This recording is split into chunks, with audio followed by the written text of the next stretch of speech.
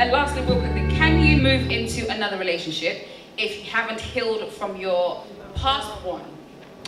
No matter how much you may like the person you are seeing or dating or like. So can you move into another relationship if you haven't healed from your past one, even no matter how much you like that person that you're seeing or dating? Yeah. You can move into another relationship, but just know that you're moving into that relationship with a whole load of baggage. There's going to be a load of problems. You're going to be taking out your past on this new person that had nothing to do with it. So, I mean, nothing's stopping you from moving on, but whether that relationship will go anywhere and whether you are going to go in and actually continue the cycle of damage is another question, and it's likely that you are. Your damage is going to continue. You'll be damaging somebody else within that. So I'd always advise to do what you can. And it's not a case of, I have to become a perfect person before, I can get into a new relationship. But you do have to be intentional about doing the work that needs to be done and at least get to the point where you have forgiven. I think that's important.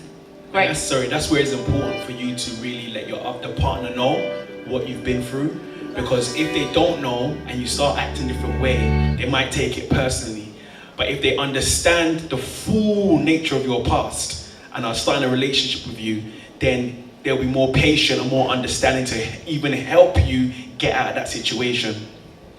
But I want to say something on that, because us women, we can be a little bit emotional, and we could end up going and telling a load of guys a whole load of past that we don't want to tell. So just hold off a minute, make sure it's the right one before you start. And when I was seeing that guy 2 years ago, and he broke my heart, and then last year I saw it, you don't want to come off like some crazy emotional wreck. So just wait, heal. When you know it's the right person to open up and you say, what, we are moving into that realm, then start to sort of give everybody your whole life business. Awesome, brilliant.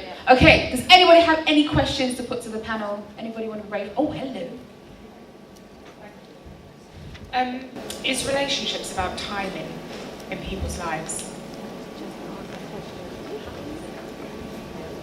Okay. Yeah, I was talking about this yesterday to a friend actually. It's definitely more about timing than it is about age. And I think in our society we've made it about the approaching 30. I'm 28, so it's almost, I live in the culture of a lot of my friends who are 28 and single. No one wants to reach the dreaded 30 and be single. That's what people call it. Oh yeah. So I'm 28 now, please I beg. She's past it already. I'm just saying, or the gender 40 or the gender 50, whichever one it is. But everyone has this, the mark that you thought by now, of course I thought I would be, or by now I would be. I think if you look back over your life and the journey that the Lord has personally taken you through, you have to say, I'm 28, if I was married at 24, 25 and I thought I would be divorced.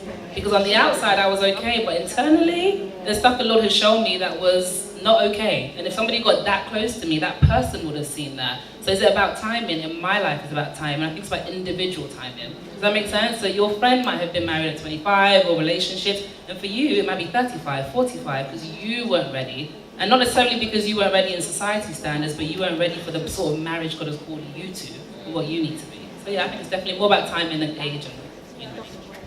Awesome, thank you for that. Okay, I know we've got questions, but we're going to move on to the next topic that we're going to talk about right now. So, it's the sex debate, yes.